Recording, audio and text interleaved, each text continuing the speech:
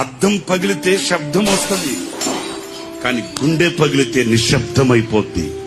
వేదన కలిగితే, బాధ కలిగితే మనసులో ఉన్న మనుషులకు చెప్పుకోగలుగుతాం, కానీ మనసులో ఉన్న మనుషులే గాయాన్ని రేపితే ఇంకెవరికి చెప్పుకుంటామండి? అంటున్నారా నేను చెప్పే మాట? వేదన కలిగితే, బాధ కలిగితే మనసులో కొందరు ఉంటారండి, వాళ్ళతో చెప్పుకుంటామండి. మరి ఆ మనసులో ఉన్న మనుషులే గాయపరిస్తే ఇంకెవరితో చెప్పుకుంటామేంటి? దేహానికి గాయమైతే కుదుట పడుతుంది, ఎవరో సహాయం చేస్తారు, మేలు కలుగుతుంది.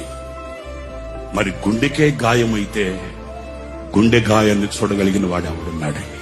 ఆ గుండెకు కలిగిన గాయమే ఒక గేయం. ఆ గేయమే ఈ సంవత్సరానికి మనందరికీ ఒక పాఠం.